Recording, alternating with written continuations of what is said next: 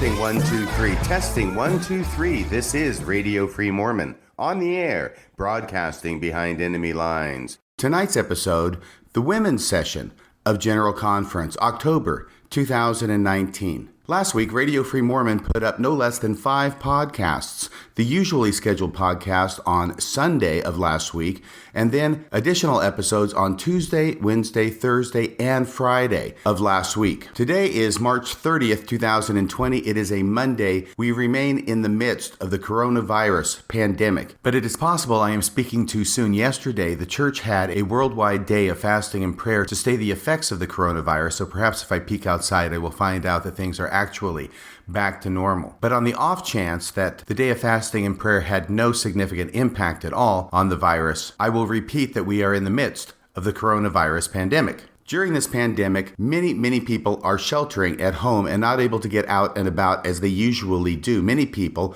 are not even going to work. And indeed, here in Washington, where I live, we are under a government directive to not go to work unless we fall into the category of an emergency provider. Because I fall under that category, I am at work. And during this coronavirus, I want to do my bit to try and help with the morale of listeners to Radio Free Mormon by putting out more episodes than I normally release. I started out this program in October of 2016 with the goal in mind that I would release a new episode once every 3 weeks. But in the last several months, I have been putting out an episode every week. So I have gone from one episode every 3 weeks to one episode every week. But now I am increasing that output in order to try and do my bit during the coronavirus outbreak. There really isn't a lot I can do to help out with other people. What I can do for myself and those close to me is to stay away from other people as much as possible, maintain a 6-foot social distance, wash my hands frequently with soap and hot water, and when I have to cough, I cough into my elbow. On top of that, I just got done spraying my workstation and all the doorknobs in this underground bunker with Lysol. So I am doing everything that I can do personally in order to combat this coronavirus. But when it comes to the big decisions that are being made on a statewide and nationwide scale, there is little to nothing I can do about those decisions. And so when I saw that Andrew Lloyd Webber was streaming video, playing songs from many of his wonderful musicals from over the years, and then when I saw Sir Patrick Stewart actually reading Shakespeare in order to help people at home weather the coronavirus, I thought maybe I could do something as well. Now, Radio Free Mormon may not be up there on a par with Andrew Lloyd Webber and Sir Patrick Stewart. I'm certainly not saying this is Shakespeare, although it might be kind of close to Cats at least. But what I have been doing in the last several episodes is going back to the General Conference session from October of 2019 and going over highlights, things that struck me in the different talks that were given. My goal is to get my commentary out on last General Conference before this General Conference is in the record books. And this General Conference coming up will be this coming weekend, the first Saturday and Sunday of April. We have gone through the talks in the Saturday morning session. We have gone through the talks in the Saturday afternoon session, and now we arrive at the Saturday evening session of General Conference. Now, historically, ever since I joined the church back in 1978, the Saturday evening session of General Conference was reserved exclusively for the priesthood session. This is when all members of the priesthood, ages 12 and up, would attend this General Conference session and would be addressed by holders of the priesthood, i.e. the usual general authorities that we hear during the other sessions of General Conference, and yet they would restrict their comments to subjects relating more to the priesthood and the holders of the priesthood than the subjects that are typically addressed in the other sessions. Now, at some point, many years ago, the women started to get their own session of General Conference. And by that, I mean not so much a session as a special women's meeting, which was held the week before General Conference. At that meeting, the women would gather and they would be addressed by different women's leaders and also by male leaders of the LDS Church, usually the 3 members of the First Presidency. Now, the reason I say that I may be overstepping the line by saying that that was a session of General Conference, because if memory serves, a number of years ago, the very terminology of what to call this meeting or session came into focus. I think that historically it was called a meeting. It was not considered a session of General Conference. And then a number of years ago, one of the leaders of the LDS Church, and I think it was President Uchtdorf, though I could be wrong about that, but in one of his regular talks during General Conference, he referred to the women's meeting as a session. and this ignited a firestorm of controversy. Was this meeting of the women a week before General Conference just a meeting that was not part of General Conference, or was it a session that should be considered part and parcel of General Conference? And when the dust had finally settled, it was determined by the LDS Church that indeed the women's meeting would be considered a session of General Conference. After that decision was made, another decision was made that since it was a session of General Conference, it would not be held the week before General Conference. Instead, we would have it the Saturday evening of General Conference. And the way this would be done is that the priesthood session, which was always historically on the Saturday evening of General Conference, would be held not every General Conference, in other words, twice a year. Instead, it would be held only once a year, during the April General Conference. And during the October semi-annual General Conference, the women's session would be on Saturday evening. And this is what happened on the Saturday evening during the October General Conference, is that the women's session was held at that time. There were 6 talks given during the women's session. The first 3 were given by women leaders in the church, and the last 3 were given by the First Presidency. Now, from one point of view, we can look at that and say that we have to have male leaders at the women's session because we can't let the women be exclusively in control of it, because who knows what mischief they might get up to if left unsupervised. On the other side of it, though, the vast majority of women who are attending this conference sustain the members of the First Presidency as prophets, seers, and revelators, and are probably overjoyed to have them address the women specifically and in particular during this session of General Conference. The first talk was given by Reina I. Aburto, the second counselor in the Relief Society General Presidency, and her talk is titled, "Through Cloud and Sunshine, Lord, Abide with Me." Now, her talk is absolutely remarkable, and it got a lot of attention because it dealt openly and expressly with the subject of women's feelings of inferiority in the church. And these feelings of inferiority and inadequacy are honestly come by in the LDS Church because the women, as much as, if not more than, the male members of the LDS Church, have a massive amount of pressure put on them through the LDS context of being not only incredible, faithful Mormons, those who do their visiting teaching or ministering, those who do their callings, those who do all the 101 things, maybe even the 1,001 things that every member of the church is supposed to do.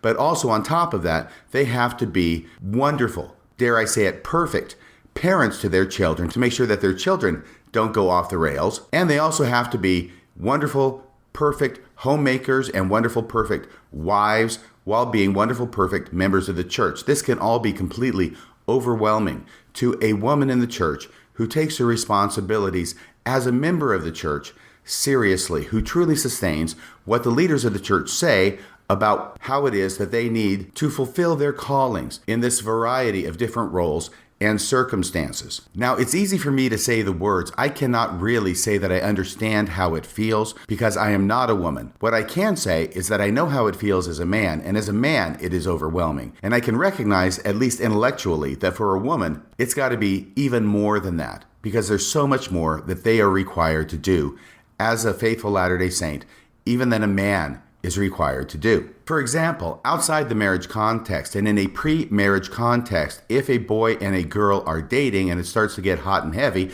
because the boy is generally more sexualized than the woman. I know that's a gross overgeneralization. I hope you will bear with me. But in those situations where the boy is wanting to move things forward in a sexual manner more than they should be under the law of chastity, the church in a number of different talks and in a number of different ways puts the burden upon the girl, puts the burden upon the woman in those situations to turn off the steam and make sure it doesn't go beyond what is appropriate. There is sort of the idea of boys will be boys, but girls need to be in control of the situation and make sure that the law of chastity is not violated. Now, I don't want to overstate that because boys are certainly not given free license within the LDS Church. They are told that they need to respect the women that they go out with, the women they date, that they should not be doing these types of things. Those are the messages that are given to the boys. But to the women is given a different message, and that message puts the burden on them, with the result that, in spite of what is told to the boys directly, the general idea is there that it's the woman's responsibility to control the sexuality or non-sexuality, or the limits of sexuality, of a relationship with a boy to whom they are not married. So that's just one example that I can recognize and point to of this phenomenon, that as difficult as it is for men to be members of the church and all the things that they are asked to do and required to do in order to be considered faithful and observant, that same phenomenon applies to women in the church, even more so. So that is something that is generally understood in the LDS church, but it's something that is not frequently addressed in the LDS church. It is a problem that is there, but you're really not supposed to talk about because everybody's supposed to pretend that they're great, they're doing wonderfully, they're following all the commandments, and because of that, they're happy, happy, happy. So they go to church, they pretend to be happy, they pretend to be observant. In other words, women as well as the men understand that through keeping the commandments, that is the only thing that will make them happy. Therefore, because they're keeping the commandments, or at least as good as they can, they know they need to come to church and act happy. If they're acting anything other than happy, then that's a signal to everybody else that they must not be following the commandments, because if they were following the commandments, they'd be happy. That's why I have sometimes said the church is a place we go to on Sunday to pretend that we're perfect. Now, I don't want to overstate this and say that absolutely everybody who goes to church is unhappy.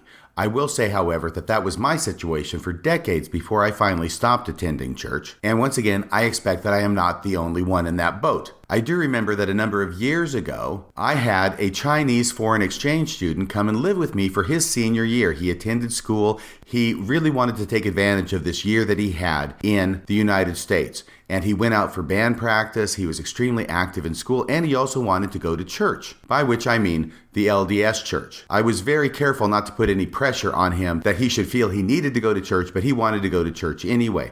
And I remember the very first time he went to church was the first Sunday in September of whatever school year that was, which was also Fast and Testimony meeting. And we had a number of people get up there, and they bore their usual testimonies. There were a lot of tears shed. There was a lot of talk about difficulties that people were going through, but how with the power of the priesthood and the power of the Savior and faith in Jesus, that they were able to muddle through those difficulties. And as I say, I have been experiencing this for decades, the first Sunday of every month, and so this was nothing new to me. But I remember looking at this foreign exchange student after the meeting was over and asking him what he thought. And he paused for a second and then said in his somewhat broken English, why is everybody so sad? And I looked at him and then I just laughed out loud, because all of a sudden I was able to see Fast and Testimony meeting through the eyes of someone who had never been there before. And I had to recognize that yes, his perception was absolutely spot on. Somebody going to sacrament meeting, Fast and Testimony meeting for the very first time had the impression that everybody was crying, everybody was so sad, and why was it that you wanted to go to church and be in a place that made you so sad? The words being used may be very faithful, but a lot of times the tears and the expressions and the way those words are said denote a fundamental underlying sadness. And it is the sadness that Sister Alberto, the second counselor in the Relief Society General Presidency, is going to talk about in the first talk in the women's session of October 2019 General Conference. And that's why her title is Through Cloud and Sunshine, Lord, Abide With Me. Of course, a quote from the famous hymn. She frames her discussion around a story involving her daughter. And this is the story. This is how she tells it. My daughter once wrote, "There was a time when I was extremely sad all of the time. I always thought that sadness was something to be ashamed of and that it was a sign of weakness. So I kept my sadness to myself. I felt completely worthless." Let me read those lines again, because once again, these are the lines of a statement that Sister Alberto in the Relief Society General Presidency of the LDS Church is reading from her own daughter. I felt completely worthless. Well, why would an active Latter-day Saint woman feel completely worthless? That's the subject of this talk. She goes on, a friend described it this way. So now she's going to talk about a different friend who I presume is also female. Since my early childhood, I have faced a constant battle with feelings of hopelessness, darkness, loneliness, and fear, and the sense that I am broken or defective. Now, why would she feel broken or defective in any way? Could it possibly have to do with the fact that the LDS Church heaps upon the members, especially the female members, a load of demands and expectations that nobody can possibly fulfill? There are just too many of them, going in all directions at once. And the irony is that if you don't take it seriously, you can actually be happy. If you don't take it seriously, the requirement that you do all of these things, then you can be happy. But if you take it seriously and believe that your eternal salvation is dependent upon your keeping all these commandments and all these rules that you cannot keep, and you're falling short all the time and only too aware of it, then yes, you can end up feeling broken or defective. The friend goes on, I did everything to hide my pain. Remember my saying that church is a place you go to on Sunday to pretend you're perfect or to pretend you're happy? I did everything to hide my pain and to never give the impression that I was anything but thriving and strong. Now, does that describe any Mormons you know? If you're a former Mormon, does that describe you when you used to be active in the church? Now this sister addresses her audience. After sharing these two experiences, one from her daughter and one from this other friend, she says, my dear friends, it can happen to any of us, especially when, as believers in the plan of happiness, remember, it's the plan of happiness. That's what Mormons call it, the plan of happiness.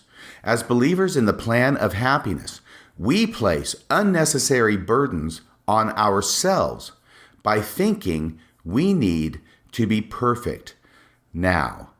Now, there's a lot going on in this sentence. First off, I want to give kudos to this sister for recognizing this phenomenon in the LDS Church among the sisters and talking about it openly in General Conference. This is hugely important. On the other hand, I have to notice that even while she is giving this talk, she is taking the blame for this phenomenon, the blame for this expectation of doing all these things that we cannot do, and not placing it upon the leaders of the church who are the ones who are responsible for these expectations, but taking it upon herself, taking it upon the sisters themselves, and by her talk, placing the fault upon the sisters that she is addressing. Let me repeat this. My dear friends, it can happen to any of us, especially when, as believers in the plan of happiness, we place unnecessary burdens on ourselves by thinking we need to be perfect now. So even while she's addressing this, she's keenly aware of the fact that she needs to not be placing blame for this where it belongs, which would ultimately be on the three members of the First Presidency who are seated immediately behind her and listening to her talk in General Conference. She goes on, such thoughts can be overwhelming. Achieving perfection is a process that will take place throughout our mortal life and beyond, and only through the grace of Jesus Christ. So here she attempts to try and alleviate some of this burden that the sisters are feeling, that indeed her daughter felt, that her friend felt, and one suspects that probably she felt as well, at least at some point in her life, if not currently. And she's going to try and say that achieving perfection is a process, so we don't have to do it all right now. And I think this is a good message.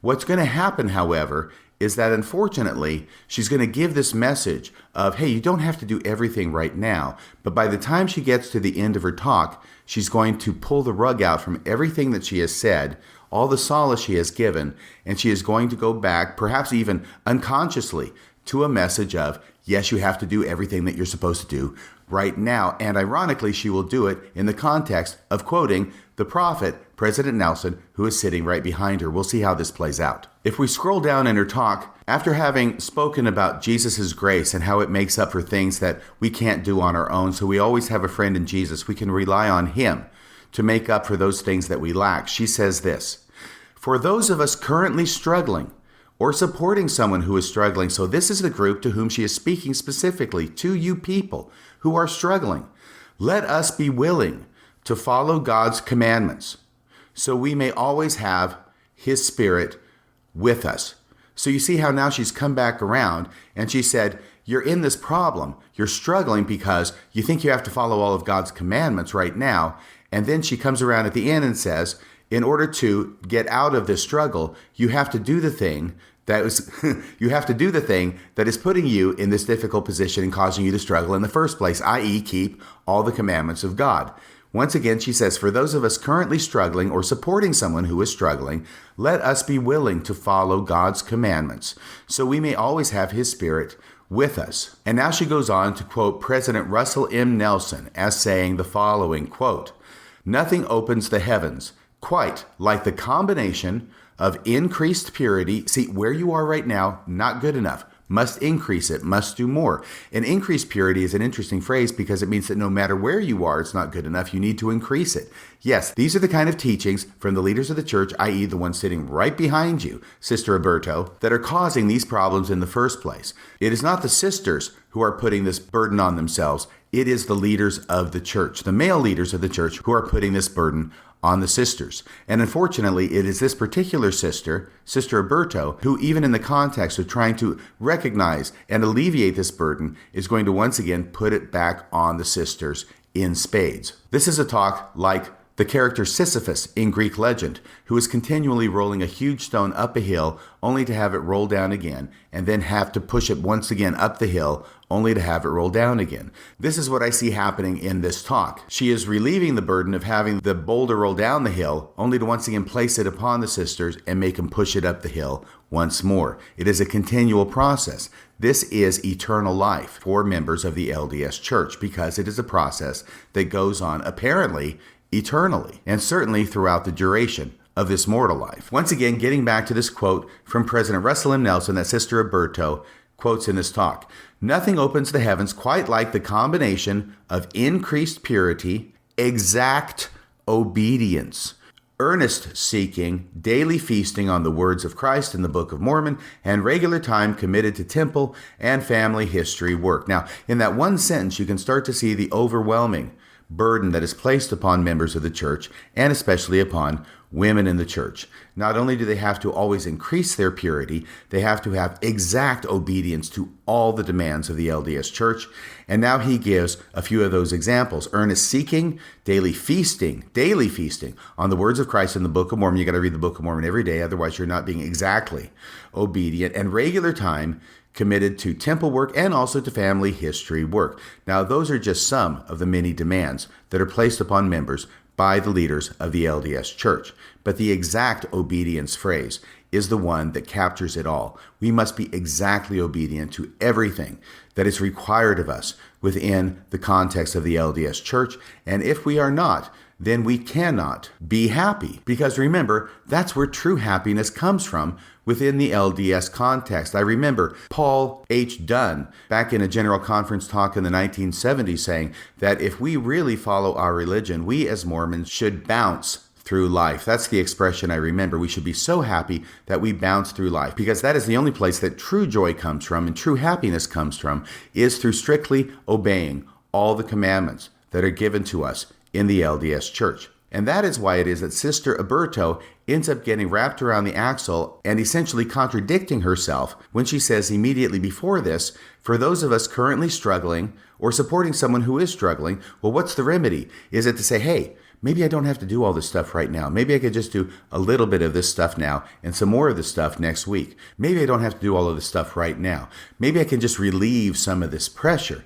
But no, we can't relieve the pressure, because if we relieve the pressure, then we're not really going to be happy. Instead, we're going to be miserable. The only way to really relieve the pressure is to put the pressure back on and to do everything that we're required to do, even when it's actually impossible to do everything that we're required to do. This is the conundrum that LDS members are in order to seek happiness. And this is why she says, if you're struggling right now, let us be willing to follow God's commandments. And to what degree should we be willing to follow God's commandments? Well, that's where she quotes Russell Nelson, with exact obedience. So Sister Roberto is able to recognize the problem. She's able to enunciate the problem, but her solution to the problem is what causes the problem in the first place. It is ultimately a self-defeating talk. This is a talk like a push me, pull you in Dr. Dolittle. That would be the llama that has heads on both ends, and it's always trying to walk in opposite directions at the same time, with the result that it never really goes anywhere. And unfortunately,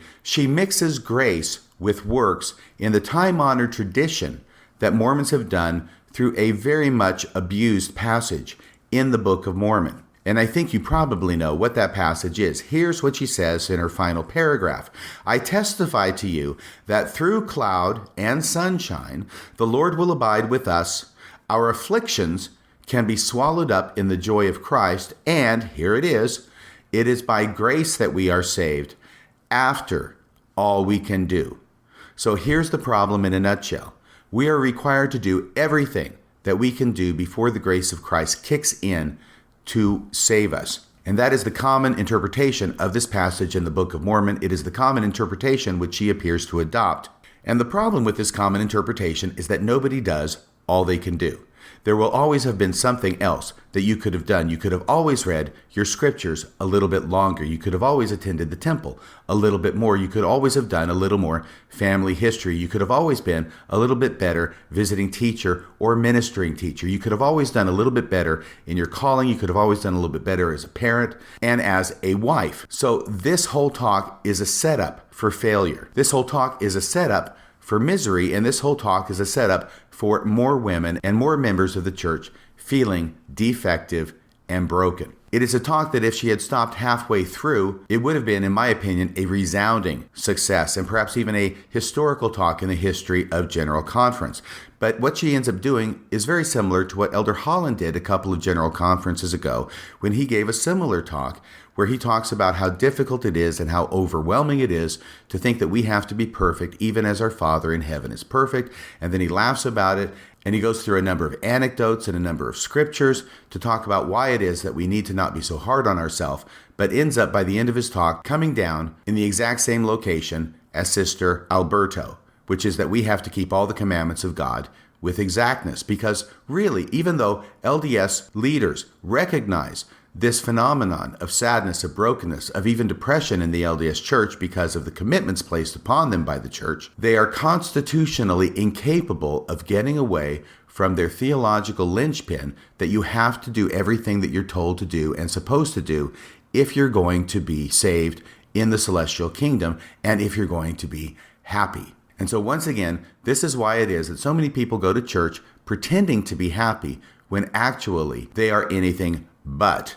And this problem is only exacerbated by the fact that this is pretty much what everybody's doing. Everybody's dealing with difficult situations. Everybody's dealing with difficult problems. Lots of people are dealing with depression and feeling broken and defective, and I'm just not good enough because I can't do everything I'm supposed to. But they know they're supposed to pretend to be happy, so they all go to church. They all pretend to be happy.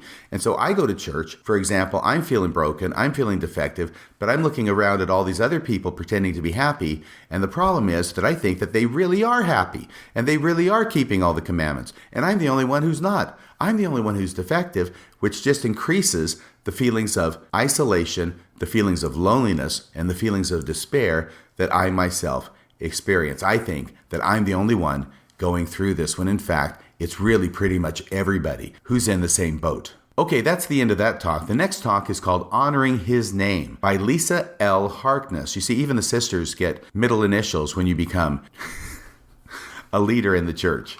And now we will be pleased to hear from Lisa L. Harkness, the first counselor in the primary general presidency. And the main thing I wanted to say about her talk was the fact that she also, this is the second talk that quotes my favorite scripture in the Book of Mormon, 2 Nephi 33 and 6.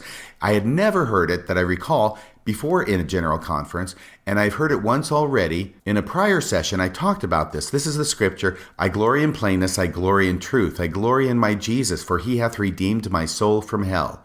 And that I had put this in a Christmas card, an office Christmas card, many years ago that I sent around to the local legal community. But here is where she mentions this passage, only she modifies it just a bit. Not long ago, I was listening to the Book of Mormon. In the last chapter of 2 Nephi, I heard Nephi say something that I had never read the same way before. So she's listening to this on audio tape or on live streaming or something perhaps.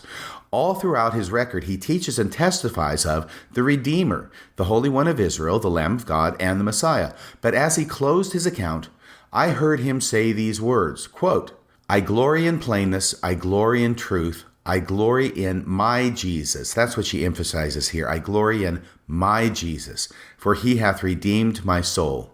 Wait, she doesn't say redeem my soul from hell. She doesn't complete the passage. For some reason, she puts a period after soul, and she ends the quotation mark as if that's the end of what Nephi says. He says, I glory in my Jesus, for he hath redeemed my soul from hell. But she has him say, I glory in my Jesus, for he hath redeemed my soul, period.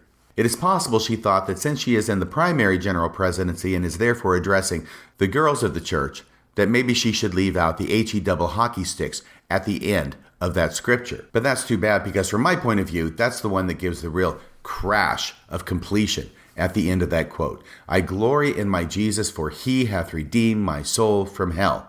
If you drop off the my hell part, just doesn't do it for me. But I understand why it was that she probably did this. Boy, this reminds me, when I was a kid, I must have been 12 years old or so, and me and one of my brothers, I know that's incorrect grammar, sorry Mom, she's passed away, when my my brother and I, one of my brothers and I were traveling with my mom between Texas and Washington by car, and we stopped in a motel one evening, and I remember talking with my mom about the word hell, because I wanted so much to swear, and hell was a great swear word, but my mom was kind of down on me swearing. And so I talked to her about the word hell, and she says, well, hell does appear in the Bible, so I guess it's okay to say. And boy, I started saying hell this and hell that for the rest of the trip because I got the green light from Mom. I could not say hell enough. So now we get to the third talk by the third woman in the women's session of General Conference. This is Bonnie H. Cordone. Yes, she gets a middle initial as well. Bonnie H. Cordone. She's the Young Women General President. So we started off with the Relief Society presidency member speaking, then the primary general presidency member for the girls, and now we're going to have the Young Women General President speak. And I want to make a couple of comments about her talk. The first comment I want to make has to do with a story that she tells, and here we're going to get once again back into the theme of the General Conference Death March. You cannot go too many talks in General Conference without stumbling over one of these talks about somebody who gets terribly ill, a member of the church who gets priesthood blessings, but those priesthood blessings do not work. They die anyway. And here's the next story we encounter that follows this theme. And here's what Sister Cordone says. And finally, meet my dear friend Ashton. Now she's showing pictures of different girls up on the screen. And this is the last story she's going to mention. And she shows a picture of a young girl and says, and finally, meet my dear friend Ashton, an extraordinary young woman who passed away after a 6-year battle with cancer. Her strong testimony of the atonement of Jesus Christ still echoes in my heart. Well, that's all she has to say about Ashton. But unfortunately, and this is tragic, and once again, I'm not making fun of these stories. They're horrible. They're awful for Ashton, for her family, for her friends, for everybody concerned. This is not something to be made light of. I only bring it up to show that Ashton, who is a young woman, who is a member of the LDS Church, who gets cancer, obviously is receiving many, many priesthood blessings. And yet, after a 6-year battle with cancer, she passes away. And apparently, the miracle here is that her strong testimony of the atonement of Jesus Christ still echoes in my heart. Well, one wonders if a strong testimony of the atonement of Jesus Christ is not the same thing as having faith in Jesus Christ, because we read in the scriptures, both in the New Testament as well as in the Book of Mormon and in the Doctrine and Covenants, that if a person has faith in Jesus Christ, they can be made whole, and especially is that so within a church that claims to have the healing power of the holy priesthood of God. I really, really wish that this story had been told as follows. And finally, meet my dear friend Ashton, an extraordinary young woman who contracted cancer, received a priesthood blessing, and was miraculously healed. Isn't that the story that we all want to hear? Isn't that the story that we should be hearing at least sometime in General Conference?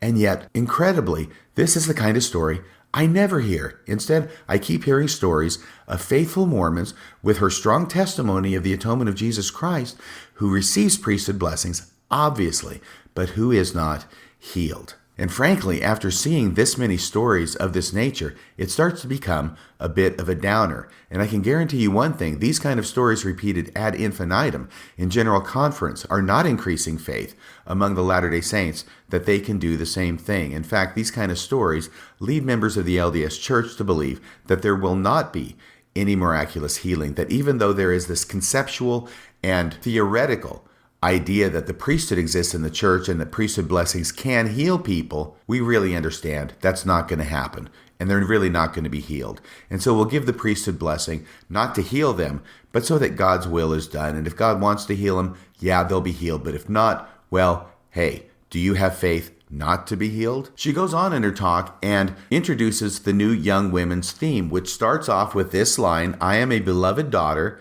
of heavenly parents. Okay? Parents, plural. Heavenly Father and Heavenly Mother. We don't actually want to say Heavenly Mother, but we will say Heavenly Parents and include her by implication. And so once again, I see this as a theme that is starting to emerge in General Conference, and I expect we will hear it more in the upcoming General Conference, that Heavenly Parents will be mentioned with more frequency, that Heavenly Mother will thereby be invoked. And according to my theory that I put out in an earlier podcast, the reason that the leaders of the church are permitting this and are invoking Heavenly Mother more and more frequently has to do not so much with their welcoming of Heavenly Mother into the Mormon pantheon, but more to do with the idea that the existence of a Heavenly Mother and her necessity to Heavenly Father in having spirit children in their exalted state, and that being the fundamental basis for exaltation in the LDS Church's theology currently, stands in opposition to the willingness of the church to allow homosexuals to be members of the church on an equal footing with heterosexuals, and God forbid, to keep them from getting married in the temple. Now, I cannot say that this is what is being done intentionally, that this is why Heavenly Mother is being invoked more in General Conference. All I'm going to say is that whether it's intentional or not, this is the effect that it seems to have, as in squashing the homosexual agenda within the LDS Church of their desire to be had in the LDS Church on an equal footing. Indeed, it was just a few weeks ago that there was a huge controversy at BYU where they modified the honor code to take out the penalties for homosexuality and homosexual expression on campus or otherwise by students at Brigham Young University. And when this was taken out, it was thought that this meant that the church had eased its restrictions on the expression of homosexual affection. Certainly not that they were okay with homosexual sex going on, but that they would be okay with expressions such as dating or holding hands or even kissing. In other words, that homosexuals on BYU campus could do the same kind of things that heterosexuals could do, and it would be okay. They would be treated equally, and they would be placed on an even footing. So there was great rejoicing among the students at BYU, both the homosexuals as well as the heterosexuals, who supported their friends who were gay and thought it was a great thing that they be able to be put on the same footing as the heterosexuals. It seemed to mark a new day for the LDS Church's acceptance of homosexuals on their own terms. But of course, this hope was shortly thereafter completely dashed by the fact that the LDS Church, through its administrators at BYU, put out a letter of correction, making it very clear that that's not what they meant, that indeed they still had the same view of homosexual activity as they had before, that really you couldn't be acting out, holding hands, or kissing, or dating homosexually on BYU without it impacting you negatively, both as a student and as a member of the church. And with that letter, it sounded to some like a retrenchment of their position, but what I really think is that they were never untrenching in the first place. This was always their position. And the reason they took this language out of the honor code in the first place had nothing to do with the relaxing of the church's attitude toward homosexual behaviors and expressions, but rather there was an ulterior reason for removing that language from the honor code in the first place. And that ulterior reason had nothing to do with the church changing its position on homosexuality.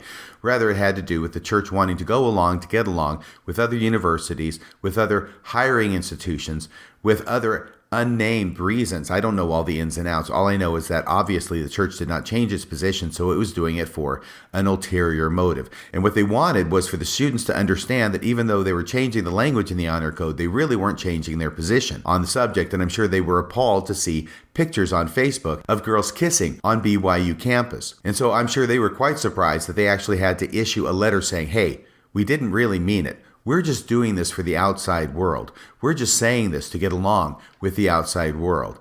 The standards that we have in the church really haven't changed at all. You didn't understand. So now we've got to issue this letter. And now for all you students who are out there posting pictures of you kissing your girlfriend, girls kissing their girlfriend, now you are in the unenviable position of not only violating the standards and the honor code at BYU because you thought we changed it when actually we hadn't. Now you have given us the evidence that we need to prove that you violated the honor code. Thank you very much. Well, this is the sort of thing that the LDS Church has done from time immemorial. The leaders of the church give mixed messages. They give one message to those outside the church while they're giving another message to those inside the church. And this can be traced as far back as Joseph Smith, who publicly would say that he was not practicing polygamy when actually behind the scenes he was practicing polygamy. And you can take this kind of phenomenon all the way up to Gordon B. Hinckley, who, when asked about Joseph Smith's teaching that God was once a man,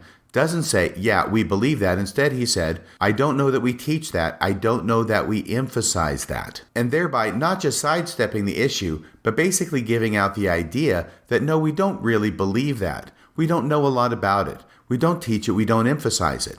And this caused a lot of concern among many members of the church who know perfectly well that that is what Joseph Smith taught. That is what the church teaches. And so therefore, at the next General Conference, I remember Gordon B. Hinckley going out there and in an unscripted comment saying to the audience and saying to the church generally that a lot of people are wondering whether he knows the doctrine of the church, and then assuring the membership that yes, he does know the doctrine of the church. And this was greeted with some laughter by members of the audience, because what he is signaling to them is this time-honored tradition in Mormonism, is that leaders of the church will say one thing to the public, i.e., I don't know that we emphasize it, I don't know that we teach this doctrine, but to the members of the church, they will say a different thing. In other words, they will teach this doctrine to the members of the church, but if it's something that they think is going to be embarrassing if the public knows about it, then they will try and give the opposite message to the public that they don't really teach this. Another example of this, which I'll go into on another podcast at some point,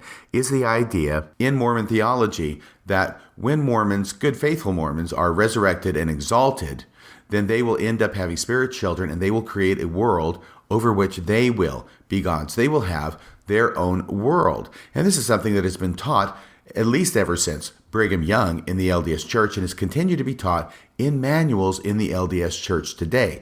But on the LDS Church website a number of years ago, a different message was given in the question and answer section, and I think it was on the church newsroom. So this is for the public. This is the message for the public. The message for the members is, yes, you will be exalted. Yes, you will have your own planet. But because that is an embarrassing kind of teaching for others outside the church to know, the message to the outside was, no, Mormons don't teach this. And once again, I wrote an article about that a number of years back, and I will probably revisit that here maybe this coming week. Maybe that would be a good time to do it, to show you what it is I'm talking about. But what I'm saying is that the Mormon Church has an established track record of speaking one thing to the public and another thing, which is a different thing, to the members of the church. Now, there are a number of problems associated with this kind of behavior. The first thing is that it gives you license when you're talking to the public to say something that is not true. It is church-sanctioned lying for the Lord, or at least dissembling for the Lord, or at least equivocating for the Lord. But in a circumstance where teaching what the Mormon Church really believes to the public, if that's going to be embarrassing and if it is thought that that's going to put the church in a bad light, then it is sanctioned to lie about it and say, no, we don't teach that. We teach something else. And over time, I'll say it's true for me at least, and once again, I don't think I'm the only Mormon who felt this way, that I could identify that in the leaders of the church. I understood that it was something that was appropriate, that it was sanctioned, it was okay, and then I would do the same thing in my life when I'm talking with people who are not members of the church. I would shade things, I would equivocate, sometimes I would probably even lie, because the overall goal, the most important thing, is to get people to have a favorable impression of the church. And if you have to lie about the church right now in order to make that happen, then that's okay. There'll be plenty of time later on, after they're baptized, after they've been to the temple, to tell them the truth. It is something I'm sure I have done in the past. It's not something I'm proud of, but I'm here to tell you that I have done it, and I expect many of my listeners have done it as well. And what I'm pointing out now is that we come by this honestly. If you can come by something dishonest, honestly, well, we have, because we have watched this behavior be patterned by the leaders of the church. And Gordon B. Hinckley just happens to be an excellent example of this with this particular incident. Now, there's a couple of other problems with this. If that isn't bad enough, there's another couple of problems with it. What happens if we look at a church leader who's saying something to the public and we think that church leader really doesn't mean it because he's speaking to the public, but actually the church leader does mean it? What do we do then? So the church leaders have taken away to a large degree their ability to teach things to the members of the church in the context of teaching it to the public, Because if it's something that the member thinks is strange, they are likely to think that the church leader is just saying this to the public and they don't really mean it. And this is one of the reasons it was so difficult for church leaders when the time came that they really were renouncing the practice of polygamy to get the members to understand that that's what they really meant, because they had previously said they were renouncing polygamy when they weren't really renouncing polygamy. And so members kept thinking that the church was just saying this to the outside world when the reality was something different. That's one thing. But the other side of that coin is just as bad. What happens when the church leader says something to the public that is not strictly in accordance with LDS teaching, and the church leader is only saying it to the public in order to make the church look good, but it's not necessarily true? What happens when a church member listens to what that church leader is saying to the public and believes that that church leader is saying something that is true? What happens then? And this is sort of what happened on the BYU campus a few weeks ago. You end up having people actually believing what the church is saying, acting upon it, and then getting their hopes dashed and being put in compromising positions. Why? Because they trusted the leaders of the church. This is a really bad situation to be in, but it is a situation that the LDS Church has put itself in because of its tradition of saying one thing to the public and a different thing to the members. Okay, now once again, back to this third talk in the women's session of General Conference. This is where the announcement is made that the names Beehive, Maya Maid, and Laurel will not be used any further. Here's what she says. Third, with this new class organization, I'm just going to go to the third point. I'm not going to go through all the points. Once again, I don't want this podcast to actually be as boring as General Conference is, so I'm just going to focus on the things I find of interest. Hopefully you'll agree with me. Third, with this new class organization, all classes will be referred to by the unifying name of young women. So they're all young women now. We will retire the names Beehive, Maya Maid, and Laurel. So no longer Beehive, no longer Maya Maid, no longer Laurel. They're just going to be the young women. The young men, of course, will retain their names of their priesthood offices of teacher, deacon, and priest. She doesn't say that, but we know that to be the case from Elder Cook's comments earlier. Oh, and Bonnie Cordon is going to echo President Nelson's title for all the youth as the Lord's Youth Battalion. You remember that President Nelson mentioned that term twice in his comments earlier on Saturday. Elder Cook mentioned that phrase once out of deference to President Nelson, and now Sister Cordon, the Young Women General President, will also mention that phrase. You see, when the prophet tries to get a phrase to catch on, everybody else is supposed to play along and help out. That's how we do it in the LDS Church. Put your shoulder to the wheel, push along. And here's what she says. Yes, this is how we gather Israel. Oh my gosh. Okay, so this is going to be a confluence of those two themes. Once again, this redefinition of the gathering of Israel, and once again, this iteration of the Lord's Youth Battalion. Here's what she says. Let me go back a little bit. The role and purpose of class presidencies have been strengthened and more clearly defined.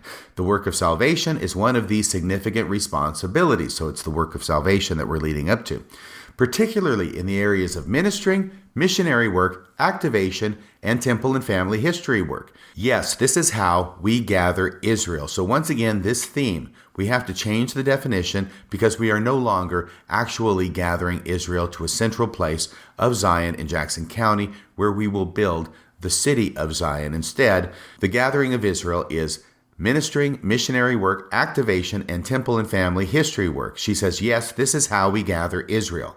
And then she says, a glorious work for all young women as members of, drumroll please, the Lord's Youth Battalion. So this is the fourth time that the young people in the church are called the Lord's Youth Battalion. I expect it will be mentioned at least 3 times in the upcoming General Conference. We will see how that plays out. Okay, that's all for now. So in this episode, we have covered the talks from the 3 women who spoke in the women's session of General Conference, October of 2019. In the next episode, we will go over the really important talks. I mean, we know who the important talks are given by, right? That's by the First Presidency, who will speak in the last half of the women's session. We will cover the talks by Henry B. Eyring, Covenant Women in Partnership with God, 2 Great Commandments by President Dallin H. Oaks. I'll have a lot to say about that talk. And finally, President Russell M. Nelson's talk, Spiritual Treasures. So remember, in the midst of this coronavirus epidemic, wash your hands frequently with soap and hot water, stay away from crowds, maintain a social distancing space of at least 6 feet from the nearest person. If you have to cough, cough into your elbow and not upon your neighbor. And together, we will lick this coronavirus. That's about all for tonight. Until next time, this is Radio Free Mormon, signing off the air.